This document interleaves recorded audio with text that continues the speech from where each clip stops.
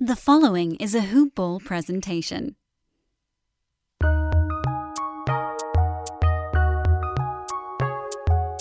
Welcome to the Fantasy NBA Today podcast.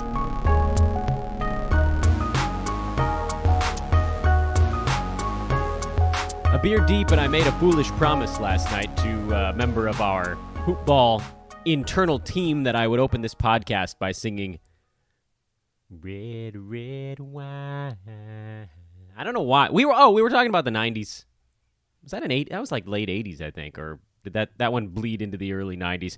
Good morning, everybody. Welcome to Fantasy NBA Today. I am Dan Besbris. This is a Hoop Ball presentation. You can follow me on Twitter at Dan Besbris, DanBesbris, or just Google search Dan from Hoop Ball. That seems to be the easiest way. As I've said many times before, if you can spell my last name, you can find me, but it's a bit of a pain. Hoop Ball, you can follow on Twitter at Hoop Ball Fantasy. I know over the bubble games and the shortened off season, we were pushing Hoop Ball tweets, which is the umbrella Twitter handle of our benevolent overlords over at Hoop Ball. But right now, it's fantasy season. We are in the run-up. We are under 6 weeks now from opening night. We are likely 5 days away from the trade freeze coming off. We are 1 week from the NBA draft and 9 days away from NBA free agency. It is a serious and insane ramp-up. We're under 3 weeks away from training camps starting. Preseason games probably about a week after that. I mentioned on yesterday's podcast, I really think you guys should be reaching out to your league mates now, even though I realize Yahoo leagues aren't open yet. Someone else mentioned to me on social media that CBS doesn't have their leagues quite ready to go yet. I don't actually know. I don't play any leagues on ESPN because I cannot stand their format, but I don't know if they're open. I'm guessing, based on the fact that nobody said anything, that they might be open. And then I know for a fact that Fantrax is open because we've been running mock drafts over there. So kudos to Fantrax. They got their stuff together really fast on this one. I'm betting, well, you know what? I actually don't know on this one. A lot of times I'll sort of lay my chips down on this podcast. Like when they started talking about December 22nd and the players were like, no, January. And we here on this podcast were like, they're starting. As soon as the owners were like, we're going to lose $1 billion, then everybody got in line for that December 22nd start time. So I had a strong feeling on that one. I probably should have gone to every betting site I could find to see if there was a prop bet on what day the NBA was going to start and put large sums on December 22nd. But this one I actually don't know.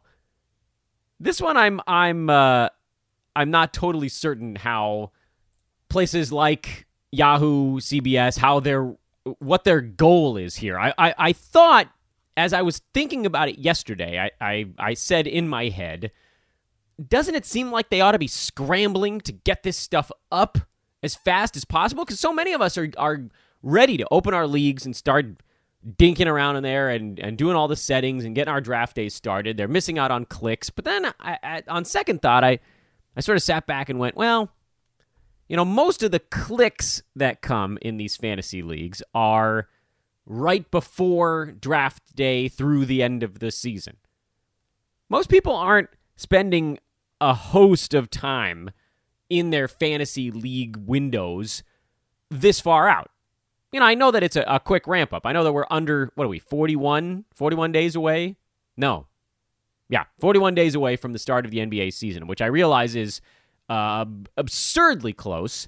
And in a normal year, you'd be talking about early September right now. This is what today corresponds to in a normal NBA calendar. And by that point, usually leagues are up for probably about a month. I think Yahoo leagues opened in early August last year. Late July, early August. Yeah, but that was a month after free agency. That was a month and a half or more after the NBA draft. They had a chance to get all of the players loaded in, make sure all of their buttons were working, you know, a lot of user path testing, things like that on Yahoo, where if they raced to get everything set up right now, there may be some holes in the system. And then they're going to have to add names after the draft. They're going to have to move things around after free agency, although that part is easier. That's, they just change the team name on somebody, and hopefully everything else sort of flips with them. But I do think that these big sites might wait until after the draft, so that at least then they know the player pool. I don't know. I mean, maybe they'll open tomorrow. What the hell do I know? When it happens, we're going to be diving in face first, even if there's no water in the pool yet. Just pow, right against the bottom of the deep end. Knock a few teeth out, just diving in. We're too early, no! Smack. Anyway, we'll keep an eye on that. Make no mistake, we will keep an eye on that. News from the last 24 hours in the NBA world. There were a smattering of things, not an overwhelming number, but rumors are beginning to swirl because we now know that the trade freeze is likely shaking loose here in the next couple of days.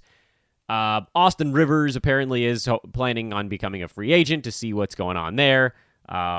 Rumors about Kevin Love apparently not generating a ton of trade interest, which, yeah, I mean, that makes sense because there's a couple of power forwards out there that teams might try to get before they make a trade for a very proficient offensive power forward, but one that's on the wrong side of the prime of his career and one that plays no defense. Reports surfaced last night that the Suns might be kicking the tires on a potential Chris Paul trade. The Knicks had to shut down their facility after 3 employees were tested positive for COVID. The Pelicans are searching for a third team in a potential Drew Holiday trade situation. Apparently, a lot of the one-team discussions weren't working out, which makes me think that whatever's going on with the Nets probably is stalled out in its tracks. Woj reported that James Harden and Russell Westbrook are a little concerned about the Rockets' direction right now, which you can understand that. They lost their coach and their general manager this offseason. Russell Westbrook is going to struggle to coexist with almost anybody. James Harden struggles to coexist with almost anyone who needs the basketball. And, I mean, they're a mess. I mean, we talked about it last year plenty. I don't mean to pile on the Rockets, but, Russell Westbrook is a problem at this point of his career. His athleticism is trending down as his Superman-style body is sort of beginning to show signs of wear and tear. I mean, that dude, listen, Westbrook was one of the most explosive players in the NBA, maybe in NBA history for some stretches here, but he was generally overrated by the NBA en masse because of averaging a triple-double. But, the team was built around him having the basketball all the time, doing the rebounding while everybody boxed out, and just not being an effective playoff basketball player when teams were like, okay, we're going to sag back a little bit. We're not going to just play our traditional defense. We're game planning for you. So I don't know what the hell the Rockets are going to do. They need to change things up because the iteration they ran out last year, the ultra small ball, got completely exposed. It just didn't work unless one of those two guys can add a massive piece, meaning with Harden, we saw it in the playoffs, the massive piece he needed to add is that he needed to be able to move without the basketball, and he doesn't. And with Westbrook, he needs to be able to shoot, and he can't. And I think we're at a point with these guys where, can you really teach an old dog new tricks at this point? Probably not.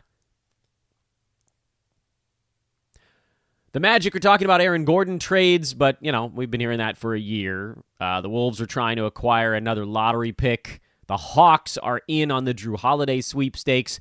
And the Thunder picked their new head coach. His name is Mark Daigneault. Thank you, by the way, to Thunder beat staff for putting his pronunciation on Twitter early this morning. It's spelled Daigneault. I actually would have thought it was Daigneault, but apparently the T is pronounced. It's Mark Daigneault is the new head coach of the Oklahoma City Thunder as they go into what will likely be a rebuild mode. I mean, every time one little domino falls in Oklahoma City, becomes more and more evident that they're going to be going young here. So, this just puts another chip into the con side of the argument of drafting Chris Paul this year, where last year it was all about prove it, an immovable contract, and this year it's Chris Paul's on the damn block. We got teams that are interested in him already. Our veteran head coach is gone. Our super young head coach is in. Young players are in. Don't take a risk on a veteran. The rumors are starting to swirl, man. The news per day, the NPD, is going to be ramping up here. Already is, I guess I should say. Man, we're right on the cusp. We are right on the cusp of NBA being a focal point in the universe again. We're so close. Tracking the Twitter feed, tracking podcast activity. These are two very rudimentary ways that you can kind of get a feel for whether or not NBA is in the spotlight. Sending out questions in social media and seeing how many people respond to them. These are all these little metrics you can do if you're trying to be like, from our side, from the, running a website, trying to make sure that things are active and fun. It's how do we figure out when is that hot point, that inflection moment when people really are into the NBA again, and we're damn close. And I wonder, frankly, if it's going to be the draft, free agency, or just Yahoo opening their fantasy leagues, that people are going to be like, oh, damn, NBA. Because right now the timeline is starting to tip that way, but there's, still a lot of football, a lot of politics on the timeline. Just waiting for that moment. And we're close. I really think we're close. On tap for today's podcast. Well, you can bet your butt that we're going to be talking about Hoopball's products that came out this week. That's absolutely positively on tap. But more importantly, it's a mailbag day on Fantasy NBA today. It's mailbag day, so we're opening up the satchel. We're pulling out the letters, and we're going to answer them here on air in just a few moments. First things first, though, I want to tell you guys about our buddies over at mybookie.ag. I know you have been listening to these and contemplating whether or not you want to get involved in this stuff. I would say do so. One of our key promotional moves over the last few weeks has been to tell you about our guys over at Hoopball Gaming. A lot of their leans and all of their information remain available via the Hoopball Gaming Twitter feed. However, the top plays from our pros are now part of the Wager Pass premium package, so I can tie that into this promo as well. But go over to mybookie.ag, sign up, you bet, you win, they pay. Cash outs are so easy. I know a lot of folks have concerns over that element. That's been a thing in the past with these spots. Offshore books scare people because even as recently as like 4 years ago, getting money out of these spots was like you had to send a copy of your driver's license, your birth certificate, another 4 different types of ID, where the money's being sent, proof of bank account. It was a huge hassle. And for many of us, we just sort of slowly were building our bankrolls and kind of biding our time and figuring out when things might get easier. Well, guess what? They got easier. It's part of this new wave of the legalization of sports betting. It's so easy. They'll send you an e-check. You give them an address. It takes a few days. Cash out as low as $50, which, by the way, if you're using Bitcoin, you can do a deposit of like $20 or $25. Credit card, I believe the minimum deposit is $45. So, you could win one bet and then cash out if you wanted to. But make sure you use promo code HOOPBALL when you sign up. HOOPBALL, all one word, HOOPBALL, when you sign up at mybookie.ag and start playing immediately. In fact, you can go over there and you can skip the deposit if you want and go straight into the free blackjack tournament. They got 2 going right now. A week-long $10,000 tournament and a one-day. Every day of the week, they have a different one. One day, that's a $1,000 tournament. Each of those. There's 7 of those every single week. I try not to ever miss it. And I'll admit, I just go max bet every time and hope that I catch a heater and get into the leaderboard because I don't have all day. You might. I don't know. Maybe you want to just play. You could play blackjack all day in these tournaments and just do it for fun. I'm gunning for a prize, and so I just get nuts. And most of the time, I lose a couple of hands, and then I'm out. But one day, it was a few weeks ago, I caught a serious heater. I turned 1,000 points. They give you points to start with, basically. They're chips, effectively. And I turned that into like 14,000 points. And then I forgot to check right before the daily tournament ended. and someone passed me to collect money. So I was this close. Some son of a gun came roaring out of the woodwork to shoot past me. But they're free. They're free. And if I had checked in and played a couple of big hands and won them, I could have won like 10, 20, 30, $50, something like that, for playing blackjack for fun. So highly recommend it. Again, promo code over there is HoopBall. Please, please, please use that when you're signing up. Again, you don't even have to pay anything to sign up for an account. If you decide you want to bet on some sports, you drop in a deposit, but sign up with promo code HoopBall today for me. For your old buddy Dan. Again, free to sign up, free to play the blackjack tournaments. If you want to bet some sports, drop in a credit card deposit. So easy. Let's do some mailbag questions. We'll tell you about some of the stuff going on over at Hoopball. We'll do a few more mailbag questions. I'll tell you about Manscaped. We'll finish up the mailbag. That'll be our show. You like it? I like it. Let's do this thing. These are in no particular order, as I've said before. Twitter doesn't arrange the replies chronologically. I have no idea how they pick which ones show up first when I'm looking at the replies to a particular tweet. So don't be upset if you sent yours in at the beginning and it gets read in the middle. It's not my choice. I'm just going down the list one by one to make sure that I don't miss anything. First question comes from our buddy Doug, a hoop baller, who says, who do you think is the biggest name to move teams during this free agency or trade season? Chris Paul. That one, I know it's sort of lame, but big contract, great player, rebuilding team, one of the few teams in the NBA that's very clearly heading into the front end of a rebuild. There aren't that many teams like that. In the Eastern Conference, you could make an argument that a team like the Wizards should consider it. The Magic should consider it.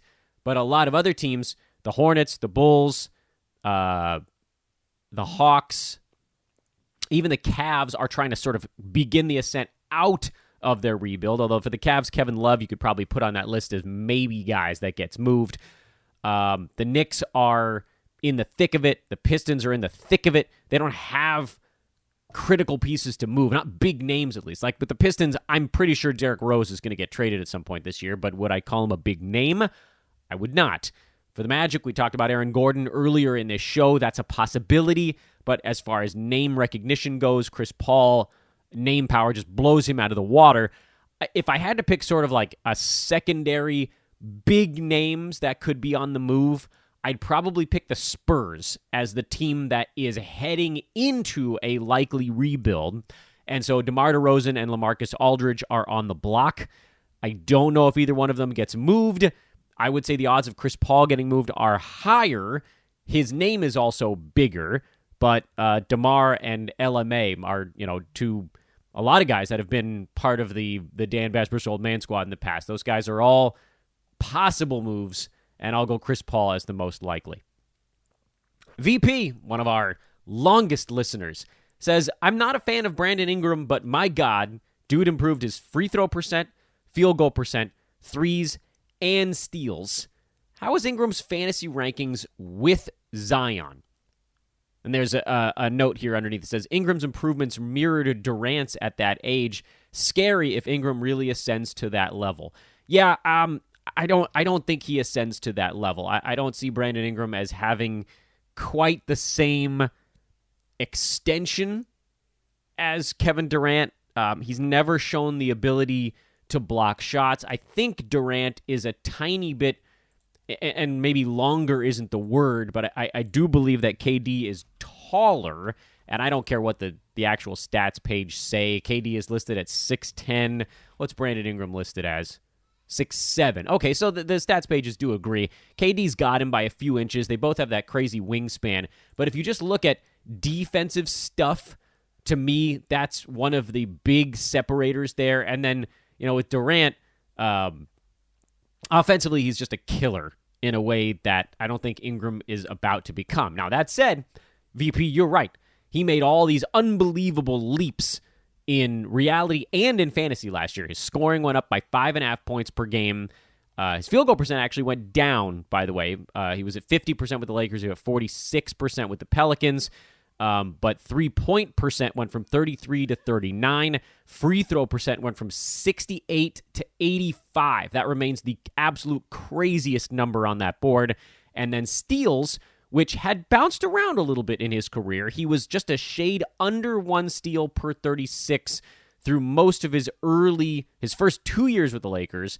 That went down to about 0.6 steals per 36 in his third season in LA, and then back up to around 1.1 this last year with the Pelicans. So the steals thing looks crazier than it was, in that if he was playing 34 minutes all along, his steals probably would have been hovering between 0.8 and 1.1. And this most recent year, he was just more towards the high end of that. We know how that's, the Pelicans' way of playing under Alvin Gentry led to more steals, more blocks for their guys, because it was kind of frantic. But people were throwing the basketball around. You were just going to get in passing lanes. More possessions means more opportunities there. So as I grade out Brandon Ingram, and that's before we even factor in the Zion effect, the big leaps this year were 3-pointers and free throw percent, in my estimation.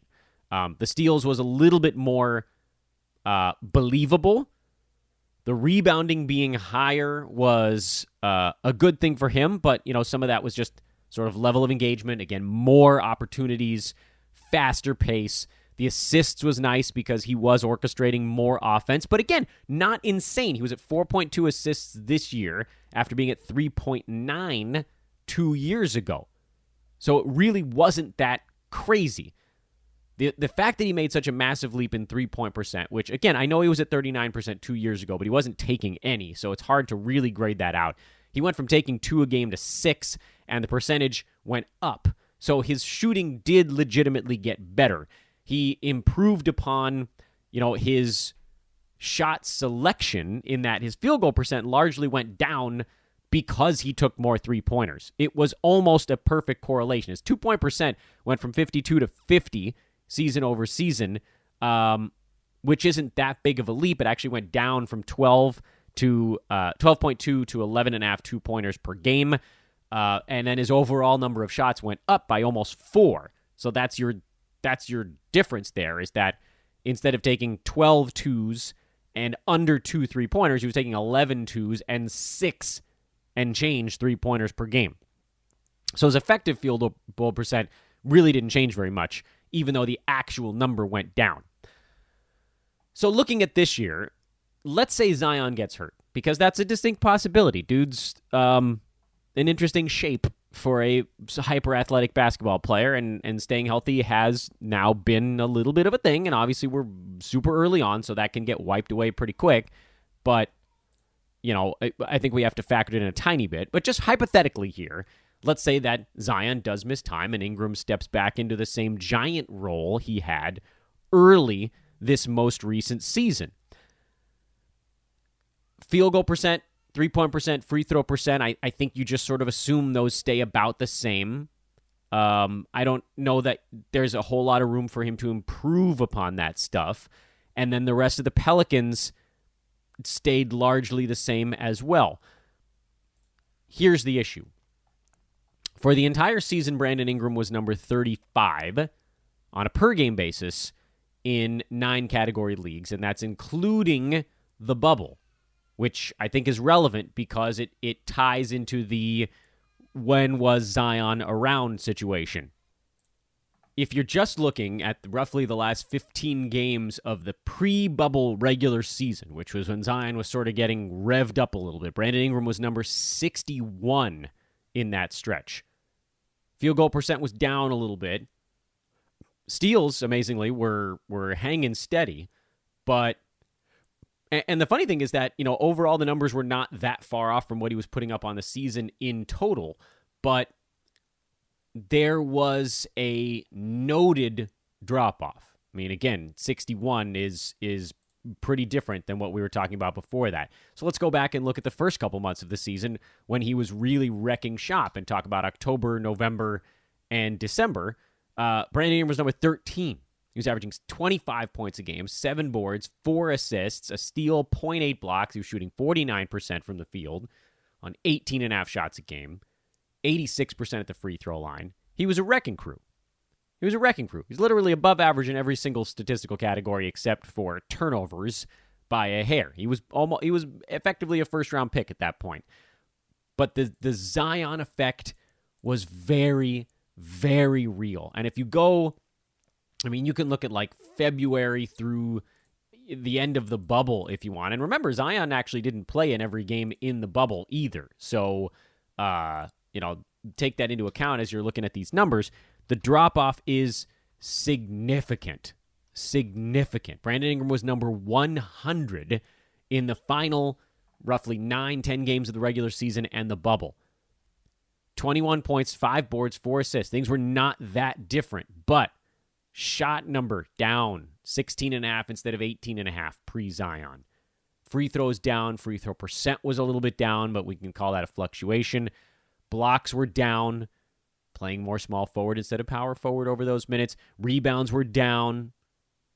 Field goal percent was down. Scoring was down. I don't think he's going to be a top 100 guy. That feels pretty weird and kind of fluky because we're only talking about briefly a 15-20 game sample size. So there are guys in front of him over this stretch that would almost definitely not finish in front of him over the entirety of a regular season, like an Andrew Wiggins or a Cam Johnson,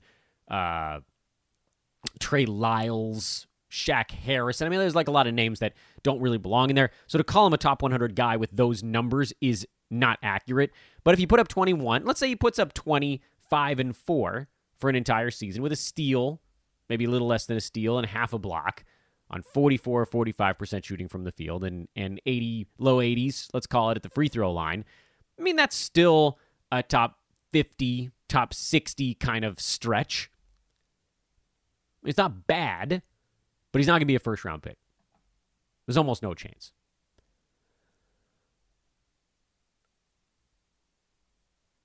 By the way, Shams sending out a tweet here while we're on air, so we'll break our mailbag for that. The NBA has sent its 30 teams a memo with protocols for eligible markets to host fans, requiring people within 30 feet of court to register negative coronavirus test 2 days prior to game or a rapid test on the day of the game. So if folks are going to be sitting near to the players, they will have been tested. So that's kind of cool, I guess. We'll see what teams can implement such a thing. And the hope, here is that these things have become affordable enough where somebody spending $1,000 on a ticket, there's a, $15 markup on that. The ticket's going to be $1,015, and then you're paying for your own coronavirus test. Something to that effect. Want to tell you guys about the Brewski 150 on today's show. And the reason I bring it up is because Aaron has put together his, and this is one of my favorite things ever, Brew put together his B150 in review article, which is, it's available for view. It's completely free. That's not in any of the packages. We want to make sure that everyone can see the 2019 Brewski 150 review. It's right there on the Hoopball homepage, and it's a Goliath, man. He put together the whole list. You can see every single player that was on last year's B150. You can see it without the color-coded markings. He's color-coded it by hits, by misses, by the size of the hit, the size of the miss, and he's run it up against RotoWorld's numbers as a way to just sort of say, hey, by the way, RotoWorld beat the average player by quite a bit as well, so tip of the cap to our buddies over there, but the B150 was better. It was 25 to 30% better, so it was better than good. It was great. Hey, this is something that is incredibly important for us here at Hoopball and for anyone out there that's trying to grow a platform. If growing an e-commerce business is your focus, you need a platform that's focused on growth, and that is where Klaviyo comes in. Klaviyo is the ultimate e-commerce marketing platform for online brands of all kinds and all sizes, as evidenced by, look where I'm at. Whether you're just getting started or running a well-known brand, it gives you everything you need to send memorable branded emails, text messages, and more, so you can build strong relationships that keep your customers coming back. With flexible automations, powerful insights, and super precise targeting, that is the wave of the future. Klaviyo is a faster way to turn great ideas into great customer experiences. That's why it's trusted by more than 40,000 brands already, like Living Proof, Huckberry, and 8 Sleep. In fact, on average, Klaviyo customers see a 41% increase in overall revenue within just 5 months. Klaviyo scales with you so you never have to switch. They support everything from garage startups to iconic billion-dollar brands. And if you want to learn more about how you can grow your brand with Klaviyo, visit klaviyo.com/grow to get started with a free trial today. That's Klaviyo, KLAVIYO.com/grow. Again, free trial. You have nothing to lose. Klaviyo.com/grow. Go there now. And so you guys need to get the one this year. It will be going into the Hoopball 360 package about 3 weeks before the start of the season. It will be going into the Fantasy Pass package about 2 weeks before the start. Excuse me. Get this right. It's going into the Hoopball 360 about 4 weeks before the start of the season, give or take. It'll be going into the early a la carte option and the Fantasy Pass about 3 weeks before the season, and then it gets plopped into the draft guide about 2 weeks before the start of the season. Roughly. Those are not set in stone dictated elements, but you guys got to get it. So please, go to Hoopball. Hoop-ball.com is the website. Check out the stuff we've got going right now. The Fantasy Pass, which is... honestly, it's my favorite. I love the Hoopball 360 because I'm also into gambling. But if you're listening to this podcast and you're not into sports betting, the Fantasy Pass is your ticket. It's $4.99 a month. There's a 6-month guarantee during the draft window because right now it includes the draft guide and the 3-week B150 access. We call that the early access. There's regular access, early access, and ultra early. It includes early access to the Brewski 150, which is the most dominant ranking list in the world annually. 9 years now running, 5 at Hoopball. It's the best. $4.99 a month. You lock in 6 months, and then it's month to month after that at $4.99.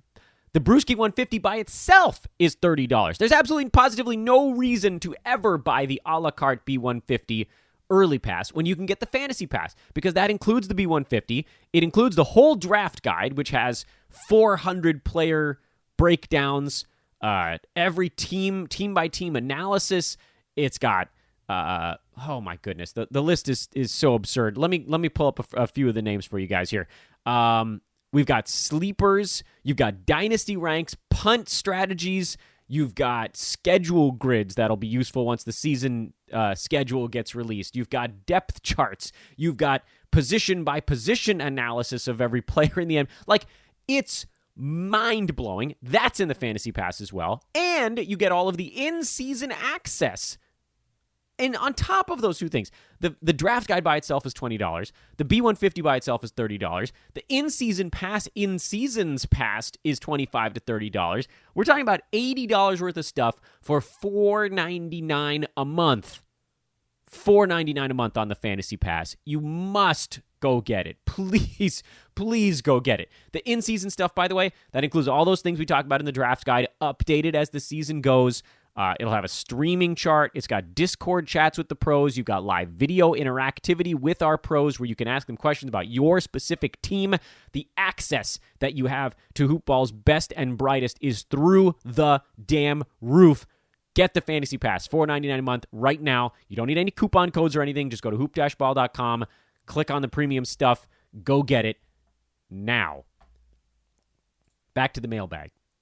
Mike Lee, longtime listener, with the unique transition and circumstances that have occurred in the NBA, what do you think are the biggest changes in the landscape of fantasy basketball? Do you have any new philosophies going into next season? What new hurdles should we be prepared for? Well, I'd say there are 2 big hurdles. Number 1, a lot of teams are stuck with a quick turnaround. There's going to be a rust versus rest argument there. I'd rather be a rusty team in this one, because they'll have training camp to get loose. It might take them time to get their timing back. So defense might be out in front of offense at the beginning of the season, but that's more of a gambling take than anything else. But the teams that didn't get enough rest, they are going to be at risk for injury. It's just They will. And so as to avoid that, you're going to see those teams rest their guys. So I think you're going to see more rest days than usual, and we've talked about it on this show a few times. You want to, and how much is debatable, but you want to be bumping guys down your board that play deep into the bubble season. LeBron James and Jimmy Butler arguably being the two most significant down bumps, because those guys were going to get drafted probably in the top 15, and I don't think you can anymore. Because in a 72-game season, I would be floored if LeBron didn't miss at least 10 games just from rest. Because the Lakers are going to be fine. Home court would be great, but they don't need it. They were the best road team in the NBA this last year. So they don't need it. They don't need it. It's more important for them to be healthy than to lock up home court throughout the entire playoffs. This last year, they got first place in the Western Conference. I don't think their goal was ever to be in first place. Their goal was to make sure that their chemistry was locked in before the playoffs, and they did that. And the process was the important part. The results were great. They were happy with how it turned out. In a bubble, didn't matter. But the process was, we want to be ready for the playoffs, knowing how to play with one another, and that's actually more important than everybody being 100% rested. This year, that flips. These guys know each other. Most of these Lakers are going to be back on the team, running it back. There'll be some moves around the periphery. They've got, I think, a mid-level they can spend, so there might be one or two guys that play decent minutes that weren't there, but on the whole, chemistry-wise, that's not an issue. Health is. Heat, same thing. Boston, somewhat same thing. They've got some young guys that I think will just play through it, but anyone on that team who's older than about 25 is at risk. Nuggets, same deal. Jamal Murray played himself nearly into his grave in that bubble. Jokic somehow just plays every minute and seems to be fine. He's an interesting breed, that dude. You could even go one level further back and wonder about the Rockets, the Clippers, the Bucks, the Raptors. There are some older guys on those teams. You start to move a little bit farther down the board, which is when this becomes less of a critical thing. Like if you're taking Kyle Lowry in the third round and assuming he's going to play 60 out of 72 games, then you get what you pay for. If you're taking LeBron at the end of the first round and hoping he's going to play 65 games, I think you're going to be disappointed. You're going to want to take someone there who's going to get closer to 72 than LeBron will. The other thing I think we need to be worried about is that, these games, by all accounts, are not going to be happening in bubbles. We just got a tweet from Shams mid-show talking about how there will be fans in arenas. These teams are going to be in their own markets. And listen, I'm not here to throw a wet blanket on today's podcast, but if you hadn't heard, COVID's not great right now. And I'm not going to go diving deep into that because we had plenty of months to talk COVID in March, April, May, June, July, August. I'm doing a little bit of a bit here. But, I don't know if you guys ever gone to the website covidactnow.org that tracks every state and county's numbers. It's a pretty red map. And for any NBA teams that are playing in those counties where there are outbreaks happening, those guys are probably going to get it. Someone will. And if one guy gets it, then a lot of them are going to get it. So what does the NBA do? Do they postpone games like baseball did? Like football is being forced to do, rescheduling things. The NBA is going to have to be ready for some of that stuff. There's also, I think, with basketball, they're going to be rapid testing basically every single day to try to catch these things. Back-to-backs make it much more complicated because you get a test back and a guy might have already been with his teammates, but presumably these guys are going to get tested hours before the games happen. I'm thinking almost every one of the NBA teams is going to have a situation in place where they can get results almost immediately to make this work. So not only are you looking at it from a, how much rest are guys going to be getting that play deep into the bubble, you're also kind of looking at it from a, okay, well, what do I do about COVID? I don't think you can do a ton. It's not like you can pick a team and say, oh, well, I can't draft them. Right now, it's really, really bad in Wisconsin. Do you just take all the Bucks off of your board? No, you can't do that because you just don't know. Plus, we don't know which of these guys may have had it already. We don't know how long immunity is conferred. So to me, there's too many question marks there to really change your draft board based on that. But be ready for it. You could just get unlucky, and that's going to stink, man. If your player is fully healthy and he's on a team where, one of his teammates gets it and they have to cancel some games, or heaven forbid, a bunch of guys on that team all get it from the one guy, it's bad luck. Luck is going to play a bigger part this year, which to me is another reason why you really need to front load your season. Get healthy guys to start the year.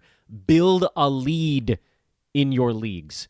Even in Roto, in Roto, I've talked many times about how I kind of like to draft the teams in front and kind of lag maybe 10, 15 games behind most of the other teams. See what categories I can make an ROI-based run in and then surge in those late in the year. You're probably not going to have quite that same room.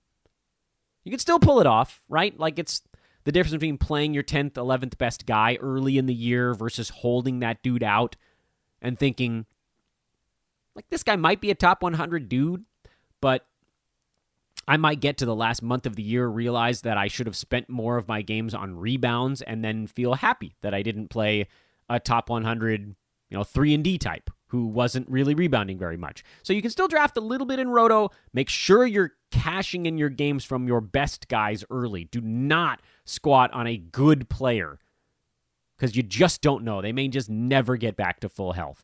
And in head-to-head, you got to get out to an early lead this year, because anything can happen. There's so much unpredictability. The season is shorter, and there are unforeseen and unpredictable risks.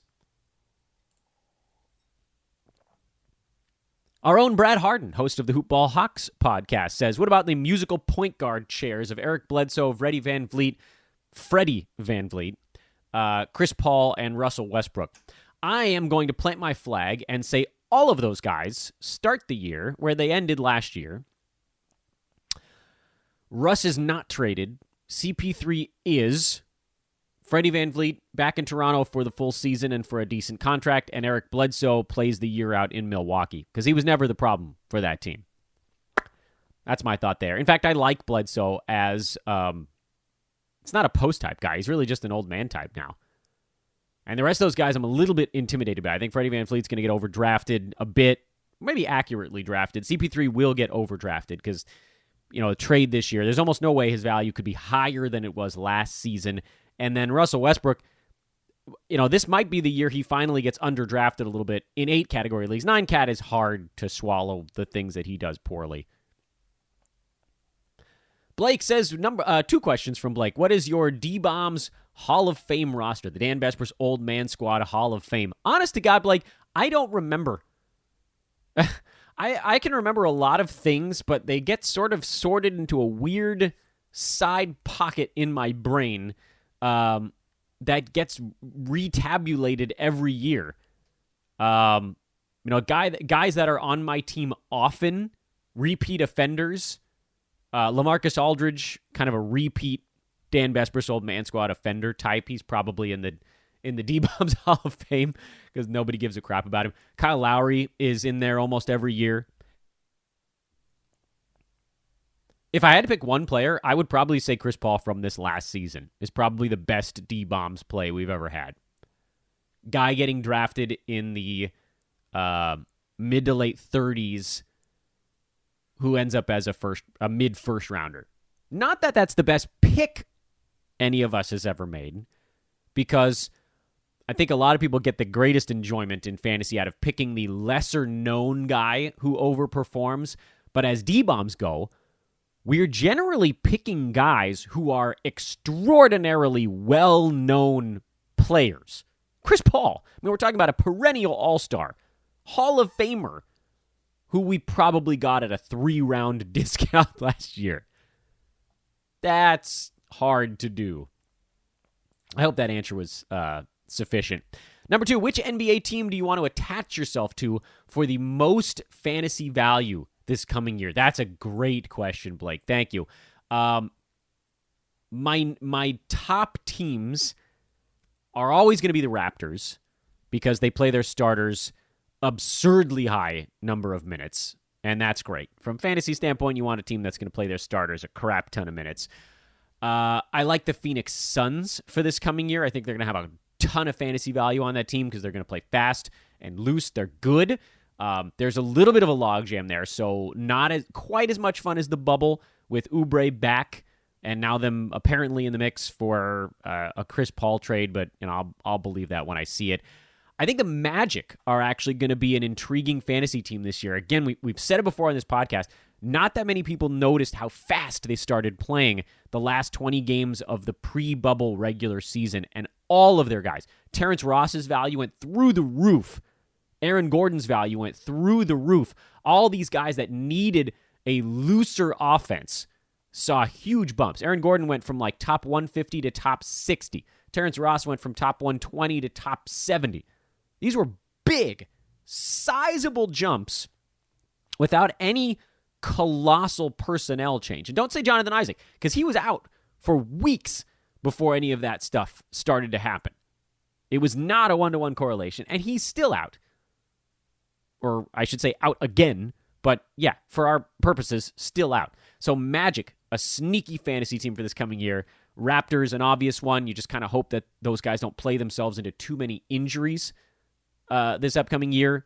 Maybe a little bit more rest for Kyle Lowry, which is fine. That just means more for Norman Powell, OG Anunoby. The Raptors have guys that are going to be underdrafted because they're snoozy, even though they're going to play 30 to 38 minutes a game. Most of those teams I just mentioned were in the Eastern Conference. The Suns was one out west that I thought was interesting.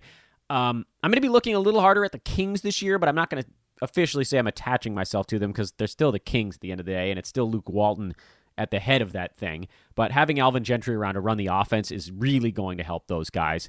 And then the Portland Trailblazers, I think, are going to be a really easy team this year to attach yourself to fantasy because you know exactly what you're going to get. That's really useful in a season with so much unpredictability. Good questions. Luke, our own Luke, says, why didn't you pursue fantasy baseball instead? Truth? I can't pay attention at the start of every game. Baseball has too much platooning, mix and match relieving core, so many injuries, and so many games. They play 162 games. They play every single day. So in baseball, you need to keep such a close watch on everything. And after a long NBA season, I don't have the space for it. I've tried before. I've gotten as far as like mid-May in a baseball season before I'm like, I can't. Because I log in and, at the end of my workday, baseball games start at 4 p.m. Pacific time, most days for us out here, most time.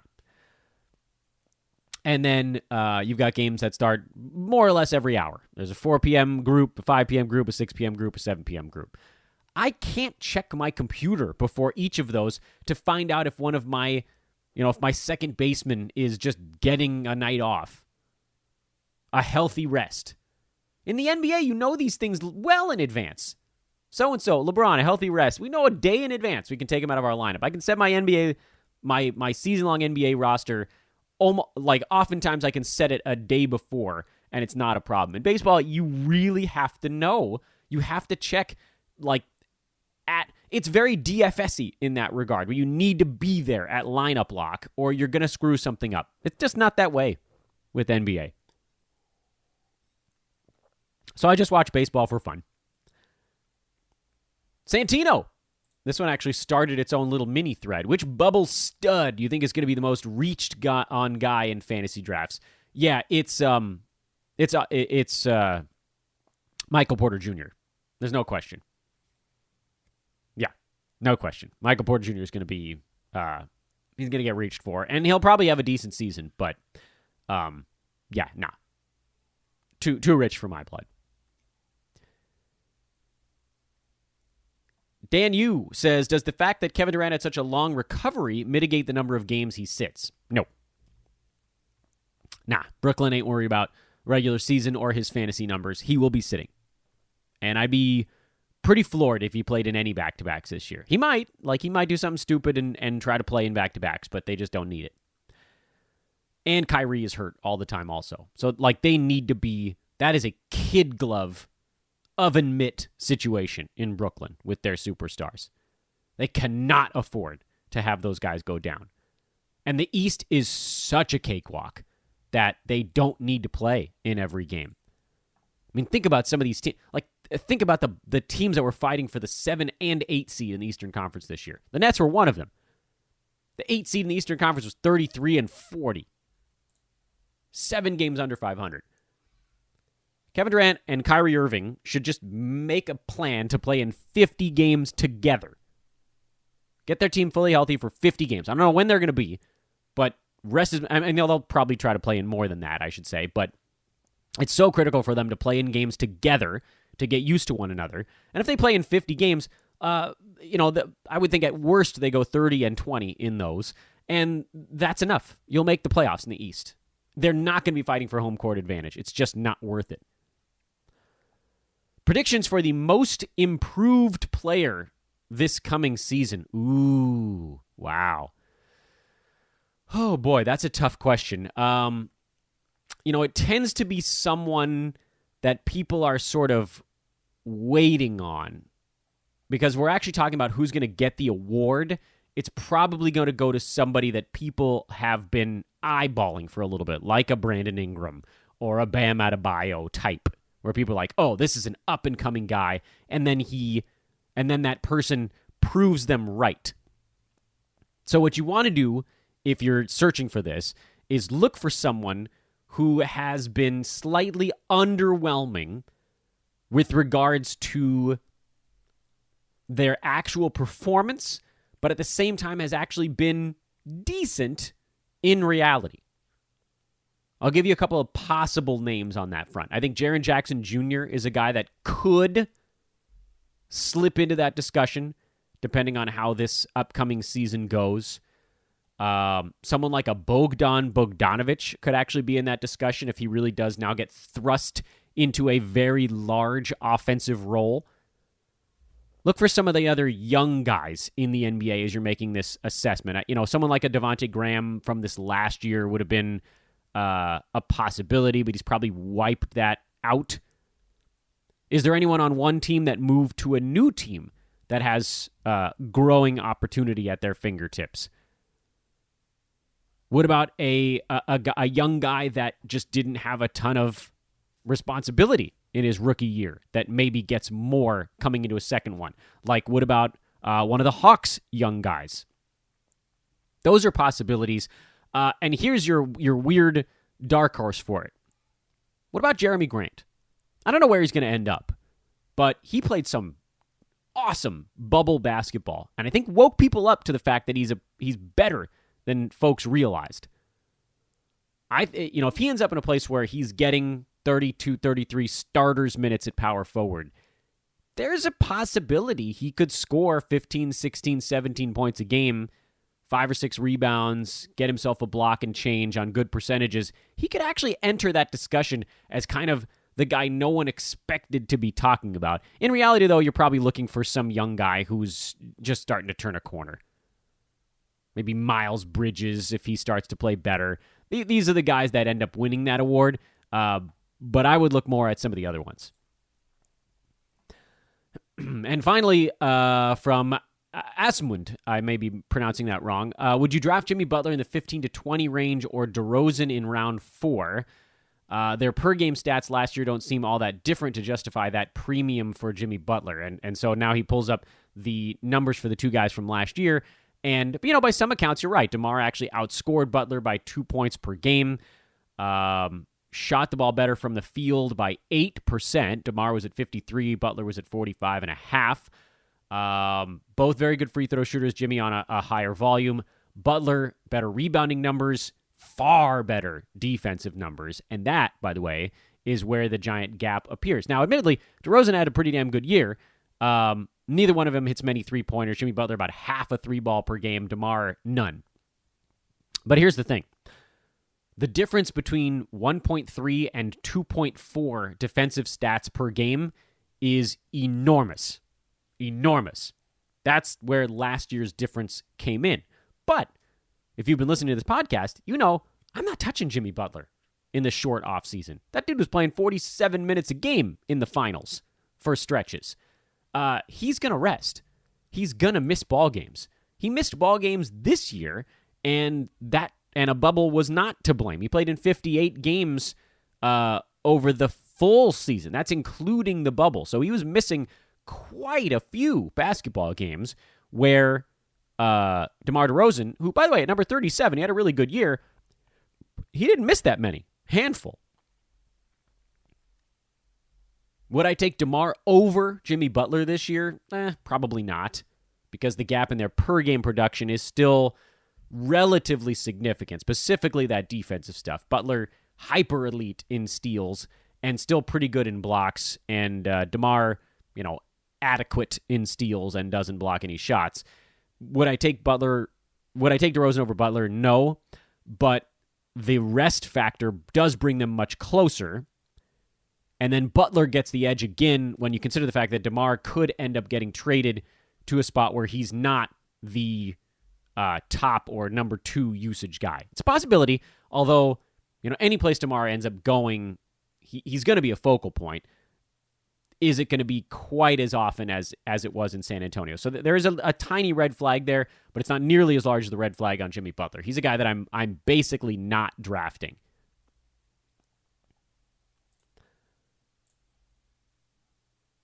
Folks, make sure to check out manscaped.com today before you're done with whatever you're doing over the course of your workday. If you're sitting at your PC, just type it in, manscaped.com. Do it right now. You can even keep listening to this podcast while you do it. And check out their sweet tools. The Lawnmower 3.0, the Weed Whacker, the Shears. That's the luxury nail kit. You can get all of these things.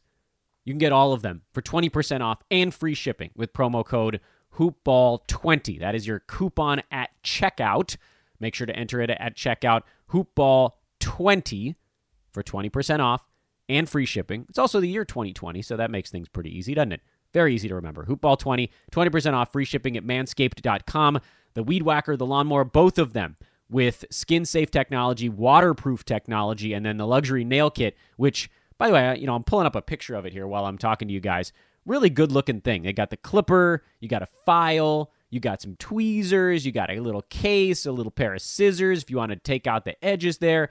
Really nice. Really nice. This is something that everybody needs this, and I don't know many people that have it. It's only $20 and $16 with your coupon. Ha ha. And they got a money-back guarantee, 30-day money-back guarantee if you hate it, but you won't. It's got 145 reviews, and it's got a perfect 5-star ranking. Stainless steel nail file, so it's not going to wear out. It's good stuff, man. It's good stuff. Water resistant because it's stainless steel. You could do this stuff in the shower too if you wanted to. And the case has a magnetic enclosure. If stuff's not dropping out everywhere. Manscaped.com, coupon code HoopBall20. That's your mailbag. Thanks for the questions, guys. A lot of really good stuff. Starting tomorrow, we're going to start to dive into ADPs and some guesses and things of that nature because we're in ramp-up mode. I don't even know what day of the week it is anymore. It's 11/11. Hey, no, make a wish. Have a great 11/11, everybody. This is Fantasy NBA Today. Again, hoop-ball.com, the website. Go get yourself a fantasy pass. Ahora. Do it now. $4.99 a month. Do it now. I told you to. I'm Dan Vespers. Folks, if you're enjoying this podcast and you're relatively new, please drop a 5-star review on iTunes. It would mean the world to me. Okay, that's it. We'll talk to you tomorrow, everybody. So long.